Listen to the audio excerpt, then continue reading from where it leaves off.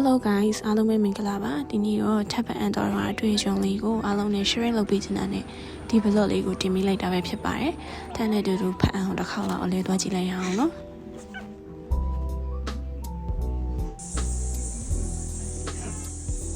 မြောက်ကင်းကြီးပဲနော်။စမောကအဲ့ဒီ forky လေးကိုတိတ်ကြော်ကြိုက်တာ။ထပ်တူအရင်ဆုံးဖတ်အောင်မရောက်ခင်ဘရင်ကြီးကိုအရင်ဝင်ခဲ့ပါတယ်။ဘရင်ကြီးကတော်တော်လေးကိုလှရတဲ့ထဲမှာပါတယ်။တက်တဲ့လမ်းမှာလည်းမြောက်လေးရှိရပေါ့နော်ပြီးတော့တော်လေးလည်းရှူကင်းလှတယ်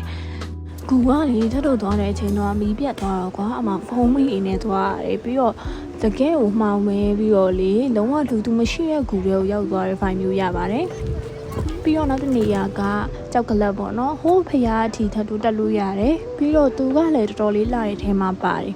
ဘေးမှာကလည်းတောင်နေပတ်လေဝိုင်းပြီးတော့ငါးကန်မှလည်းအစာကျွေးလို့ရတယ်ပြီးတော့အဲ့ဒီကြောက်ကလပ်မှာကျွေးရဲ့စတူဒီသားပေါ့နော်တက်လို့စတူဒီသားလည်းရမ်းစားလို့ကောင်းပါတယ်ဒါထထူတဲ့ဟိုတယ်ပေါ့နော်သူကလေတကယ်တောင်နေကြရဲမှာစောက်ထားပြီးရှူခင်းကတော်လေးကိုလှပါတယ်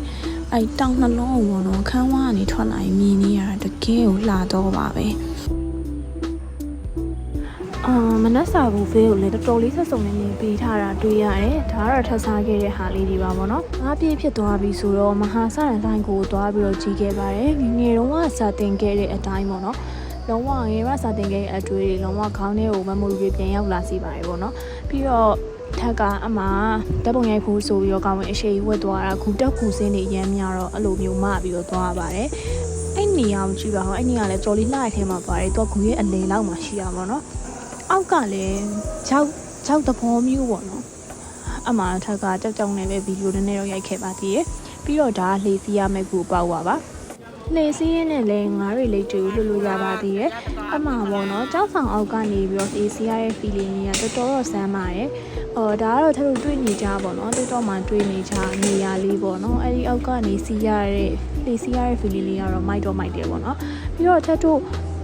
အဲ့ဒီလေစီးရဲ့နေရာကနေပြီးတော့ကားပါကင်ကိုလိုင်ကူတွေကနေပြန်ဖြတ်လို့လည်းရတယ်လို့ဒီလိုမျိုးတောလန်းလေးကနေလည်းဖြတ်လို့ရတယ်ပေါ့နော်ထပ်တို့ကတော့တောလန်းလေးကနေဖြတ်လိုက်ပါတယ်သူလည်းရှူကင်းကြော်မှာပါတယ်ရေပြအောင်သွားနေတာပေါ့နော်အဲ့ဒီမှာဒီလက်ဆက်တစ်ခုရခဲ့ပါတယ်ဖက်အောင်ဘယ်တော့မှနေရဒီမလားဘူးပါရေပြရင်သွားပေမဲ့အဲ့လို6နေတဲ့ကန်ကြီးပဲတွေ့ရရတယ်ပေါ့နော်ဒါတော့နောက်တနေရာထုံပတိုင်းမှာထုံပတိုင်းကတော့တော်တော်လေးလှရဲK-drama file လေးရတယ်ကွာဒါထပ်ပုံလေးကြည့်လိုက်ပေါ့နော်ဒီလိုမျိုး K-drama file လေးလုံးဝအပြည့်ဝရတယ်ပုံမှန်ဆိုရင်လေတရားအနီလေးရရေမြုပ်တယ်မိုးရတည်ဆိုရင်ဒါပေမဲ့အခုတော့ရေမမြုပ်ဘူးပေါ့နော်ငါးလေးတွေကလည်းလို့အုပ်စုဖွဲ့ပြီးသွားနေရတွေ့ရတယ်ပတ်ဝန်းတော့ဒီလောက်ပါပဲရှင်ဘတ်တူးမှာတော့တောင်ဝိုင်းကိုတက်ခဲ့တဲ့အတွေ့အကြုံလေးကိုအားလုံးကိုမျှဝေဖို့အတွက်ပြန်လာခဲ့ပါအောင်မယ်